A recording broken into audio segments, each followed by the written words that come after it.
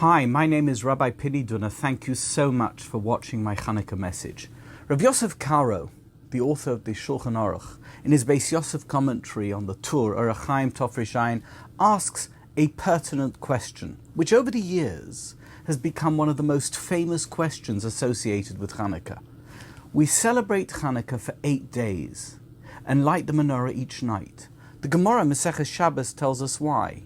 When the Jews reconquered Jerusalem and re-entered the temple, they found a single sealed jug of pure oil that would last for only 1 day.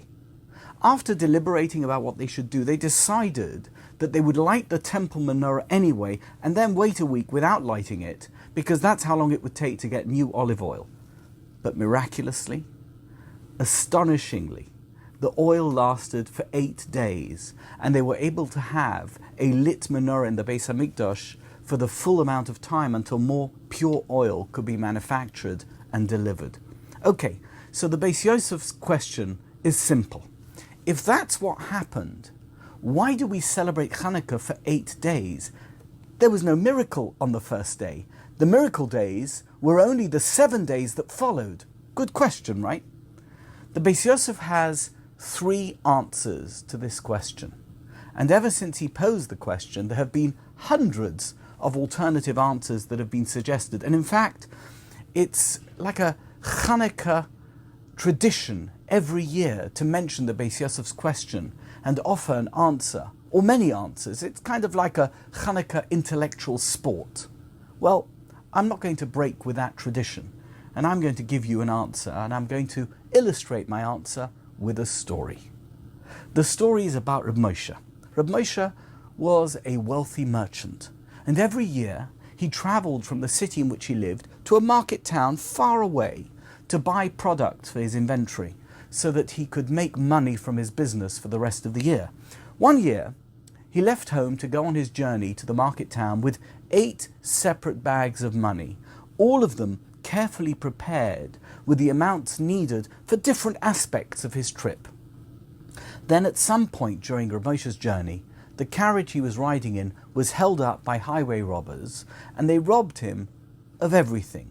He was totally cleaned out, totally wiped out, and as you can imagine, he was totally devastated. Suddenly, in the midst of his misery, Reb Moshe noticed that the thieves had missed one of his bags of money. Can you imagine? They had taken 7 bags, but the 8th was still there, tucked under the seat in the carriage. Amazing. Unbelievable. He still had a good amount of money in that bag, which meant that he wasn't totally bankrupt. What should he do? Reb Moshe had an idea.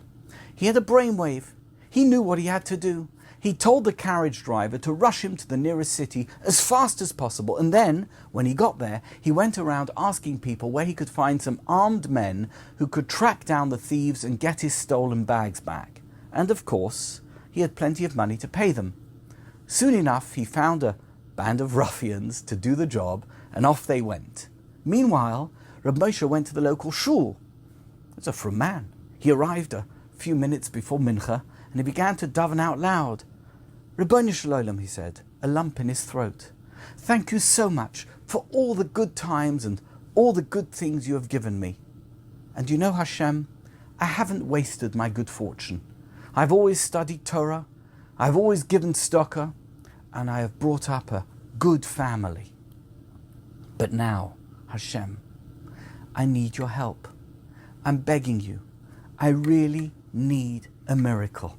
Please, please, make sure that the armed guys I hired to find my stolen money, make sure that they find the 7 bags and bring them back to me.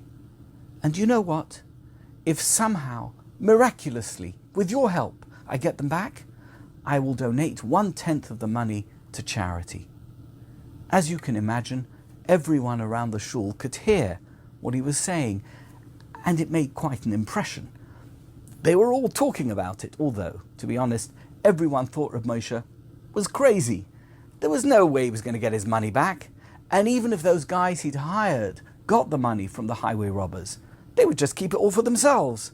Everyone said, Reb Moshe, he's crazy, he's deluded, it will never happen. Then, a few hours later, the armed men returned to town. They'd chased after the bandits, and somehow they found them, and they got everything back.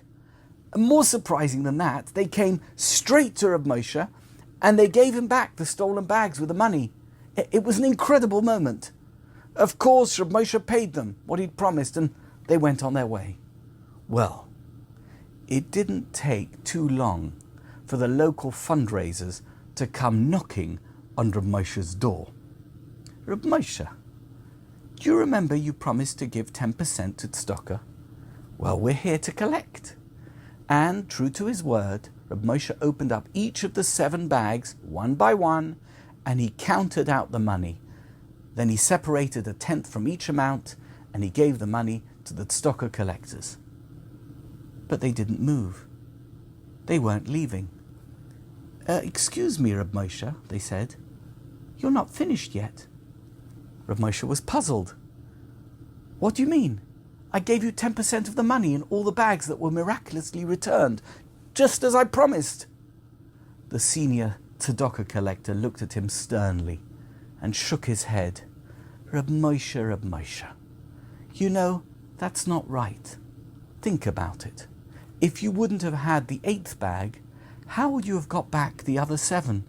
That 8th bag, not being stolen, in itself was a miracle. Having it enabled the other 7 to be found and returned. And that, my friends, is why we celebrate 8 days of Chanukah. Without the sealed jug of oil left behind by the Greeks, we would never have had a miracle in which the menorah stayed alight for another 7 days. So, we don't just celebrate the last 7 days of Chanukah, but we also celebrate the first day as well, to commemorate the miracle of finding the jug of oil in the first place. Isn't that wonderful? Wishing you a lichtige, freilichen Chanukah.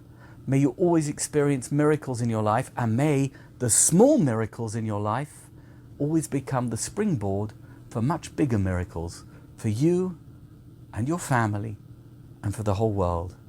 And may we all experience the ultimate miracle, the coming of Mashiach and the rebuilding of our Beis Hamikdash, so that we can light the temple menorah once again. Bimhera v'yameinu, Amen v'amen. Thank you.